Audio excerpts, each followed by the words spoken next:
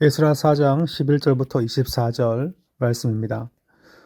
말씀 보시면 바로 르훔과 심세가 왕에게 서신을 보내고 당시의 왕이었던 아닥사스다가 회신을 보내며 그러면서 성전 공사가 멈추어지는 것이 이 구절의 말씀 내용입니다.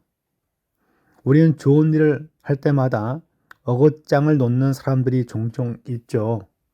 성전 재건하고 그다음에 이스라엘 공동체를 바르게 세우는 것은 참 멋있고 아름답고 귀한 거지만 이를 위하여 의기투합하면서 이스라엘 백성이 모였지만 이 일에 대해서 시기와 질투와 방해와 그런 나쁜 정치 공작을 통하여서 그 일이 막히곤 하였습니다. 우리 역시 주님의 일을 할 때에도 참 귀한 목적을 가지고 모였지만 그 일이 방해를 받고 멈출 때가 있습니다. 밑에 보시면 아닥사스다 왕에게 올린 그 글의 초본은 이러하니 강 건너편에 있는 신하들은 왕에게 아뢰나이다. 당신에게서 우리에게로 올라온 유다 사람들이 예루살렘에 이르러 이 폐역하고 악한 성읍을 건축하는데 이미 그 기초를 수축하고 성곽을 건축하오니 이제 왕은 아시옵소서. 만일 이 성읍을 건축하고 그 성곽을 완공하면 저 무리가 다시는 조공과 관세와 통행세를 바치지 아니하리니 결국 왕들에게 손해가 되리이다. 이 말씀을 보면 특이한 게 나와 있어요. 이스라엘 백성은 성전을 재건하기 위해 지금 일을 하고 있는데 이들이 쓴 그런 조서의 내용을 보면 지금 여기 보시면 글의 초본인데 초본이란 말은 처음 쓴 글이 아니라 올린 글을 이제 요약한 겁니다. 그래서 요약된 글을 말하고 있는데 이스라엘 백성이 성읍을 건축하고 성곽을 세운다. 그런 말로서 이 글을 쓰고 있습니다. 실제 이스라엘 역사를 보면 성경 역사가 아니라 물론 성경도 실제 역사지만 세속 역사를 보면 기원전 한 450년 경에 이 페르시아 지역이 이 그 애굽이 밀고 올라오는 것을 방해하기 위하여 그 이스라엘의 성읍을 세우는 장면이 등장합니다.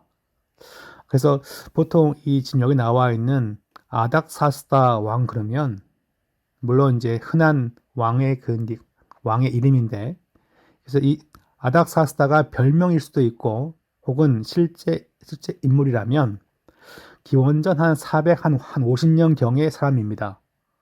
근데 이스라엘 백성은 538년에 해방된 거죠. 그래서 이 아닥사스다는 훨씬 후대 인물이에요. 근데 그가 이렇게 글이 앞에 나와 있는 건 뭘까? 그래서 신학자들 사이에 큰 논쟁의 여지가 바로 이 에스라 4장 말씀입니다. 그래서 요걸 이제 어떻게 이제 이해하면 좋은가는 제가 좀 이따가 한 번 더 설명하겠습니다.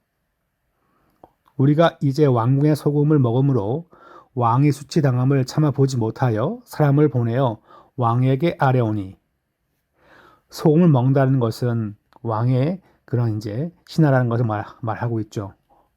소금이란 단어와 왕이란 단어가 발음이 약간 비슷합니다. 15절 왕은 조상들의 사기를 살펴보시면 이 사기가 뭘까요?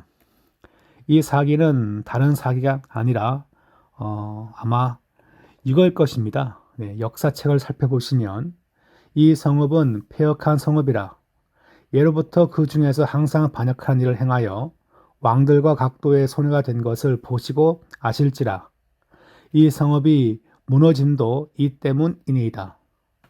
다른 나라들은 적당히 왕에게 항복하고 충성을 맹세했는데 이스라엘은 끝까지 반역하지 않았습니까? 이제 책을 보시면 잘 발견할 수 있다라고 그렇게 조언합니다.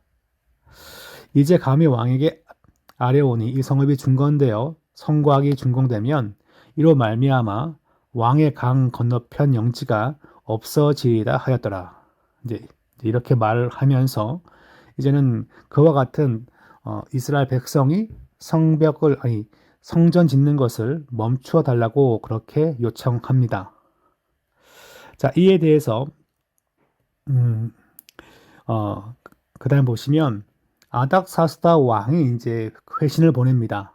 그래서 왕이 방백 르움과 서기관 심세와 사마리아에 거주하는 그의 동관들과 강 건너편 다른 땅 백성에게 조서를 내리니 일러스되 너희는 평안할지어다.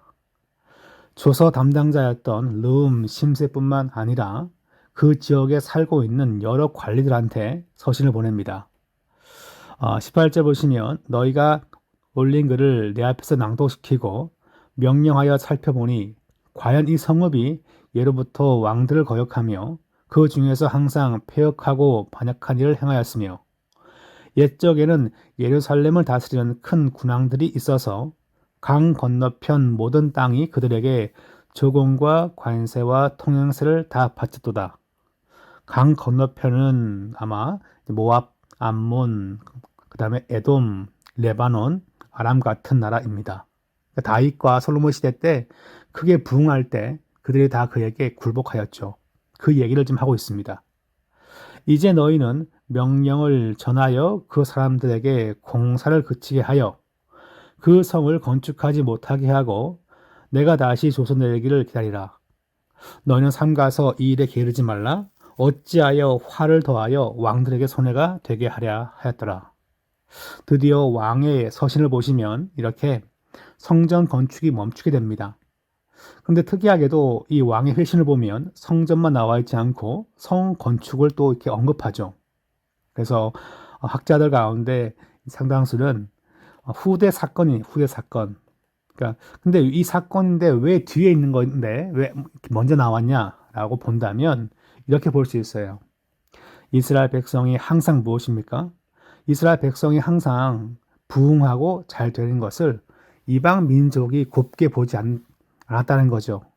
모든 시대마다 반대했고 성전 재건이 다시 이제 시작되는 것은 520년 경입니다. 근데 이 사건은 거의 450년이거든요. 그러니까 이게 기원 전이니까 450년대 사건은 훨씬 후대 사건이에요.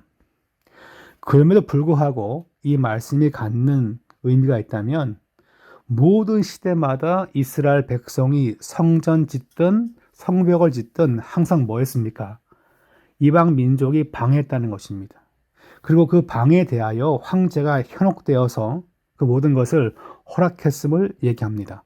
그렇게 보시면 연대가 좀 다르지만 쉽게 이해할 수 있을 것입니다. 그 다음에 보시면 이제 23절 보시면 아닥사스다 왕의 조서 초본이 르움과 서기관 심세와 그 동료 앞에서 낭독됨에 그들이 예루살렘으로 급히 가서 유다 사람들을 보고 권력을 억제하여 그 공사를 그치게 하니 라고 나와 있습니다. 권력으로 억제한다. 이 단어가 군대라는 단어를 말하고 있기 때문에 무력으로 공사를 멈추게 만듭니다. 그러니까 일제 간 거죠. 이게 왕이 내린 그와 같은 교서니까 명령 따르라고 하면서 사방에 있는 사람들이 가서 군대를 동원하여서 공사를 멈춥니다. 24절 보시면 이에 예루살렘에서 하나님의 성전 공사가 바사왕 다리오 제2년까지 중단되니라. 해방된 게 538년인데 기원전 520년 경까지 그때까지 무려 18년 동안 18년 동안 성전 공사를 하지 못했음을 보여줍니다. 이 말씀은 우리에게 어떤 의미가 될까요? 자, 이렇게 정리해봤습니다. 성도는 하나님의 부르심을 받아 일을 할 때에도 큰 결단력이 필요합니다. 그러나 그 결단에 있어도 여전히 어려움이 존재합니다. 바벨론 땅을 떠나왔어요. 그게 큰 결단이었죠. 그럼에도 불구하고 현실의 문제에 들어오면 힘들어요. 예전에 어떤 그런 사역자들 간증 들어보면 예수를 믿기로 하고 신학교를 갔는데 버스비가 없어가지고 항상 걸어 다녔다. 그런 얘기를 들은 적이 있어요. 그런 걸 듣다 보면 그러니까 예수님을 위해 산다고 했는데 삶의 현실은 참 힘든 거죠. 이스라엘 백성이 하나님을 예배하고 말씀 따라 살려는 몸부림에는 언제나 어려움이 있었다는 겁니다. 이 시기를 우리는 연단의 시기라 부를 수 있습니다. 하나님은 성도에게 왜 연단을 주시는 건가요? 연단이란 말을 바꾸면 앞뒤 순서를 바꾸면 단련이죠, 단련. 우리를 단련하여 더 견고하게 만들기 위함인데 비록 10년, 20년 공사는 멈췄지만 하나님은 하나님의 사람을 통하여서 학개와 스가랴 같은 사람을 통하여서 그 일을 다시 재기되게 하실 것입니다. 그래서 성도는 지금도 하나님의 계획을 믿고 인내하고 때를 기다리는 것, 그것도 믿음이라 볼 수 있겠죠. 지금은 할 수 없다 하여도, 지금은 열매가 보이지 아니하여도 하나님께서 열매 줄 것을 기대하면서 때를 기다리는 것, 그와 같은 진실한 믿음으로 살아가는 성도가 되어야 할 것입니다.